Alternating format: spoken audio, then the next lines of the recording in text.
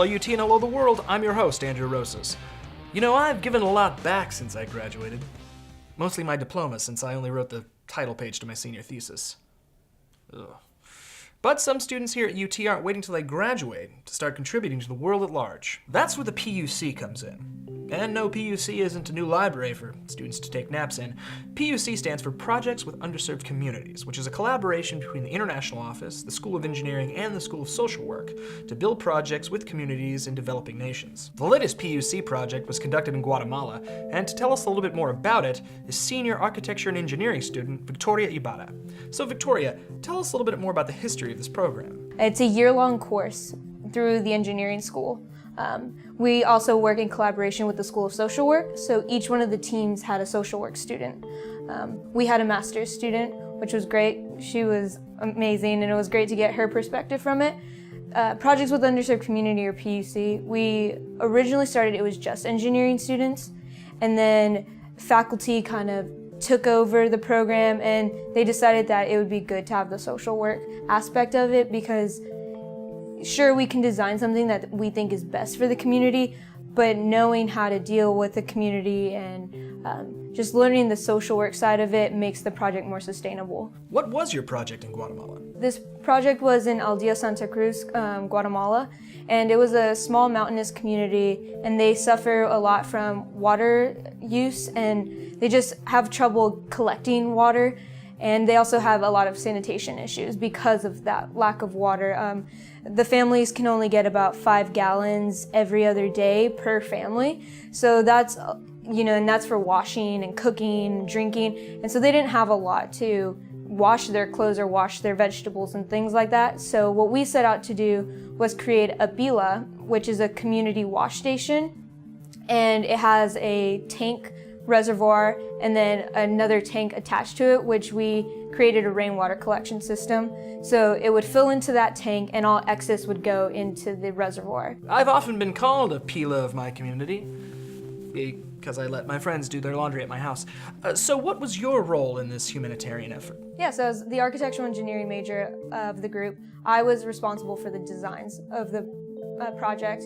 So putting everything into Revit and just making sure that all the elements of the design were in place, from piping to the concrete, making sure everything was gonna be structurally sound. So that was my main role. And then also, as one of the Spanish speakers of the group, I worked a lot with the construction workers and the NGO.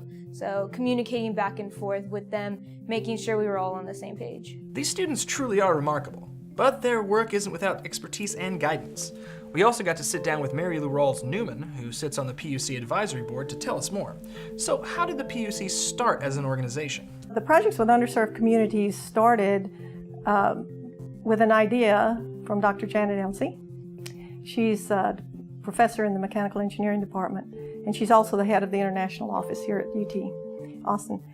And she teamed with Dr. Jim O'Connor, who is a professor in the Department of Civil, Architectural, and Environmental Engineering. Well, well, well, if it isn't 3 primitive water sources. So what do P.U.C. projects look like for different communities around the world? Water is a big need worldwide, so it's in many of the projects. Guatemala was a pila, which is an outdoor structure that where the women wash clothes. Since its launching in 2010 with 2 projects, one in Peru and one in Ghana, it has, in the past 7 years, as of 2016 summer projects, it has completed 15 projects in 8 countries, in 5 continents, 5 of the 7 continents, over a period of 7 years. It's just an amazing program. What have been some of the positive effects of these projects on the students and on the local communities? The reason I'm willing to spend my time on the advisory board and being a technical advisor for this program is because it is so good in so many ways. The students come in, and many with not a worldview, not really an understanding how the world really works and how privileged we are in the United States just to be born here. And so they grow so much in that period of a year where they're studying this country and studying the culture and studying the how the people live, and then they actually go and build a project. So they just grow so much. It's wonderful to see that. My thanks to Victoria and Mary Lou Rawls for telling us more about this great program and how UT students are changing the world.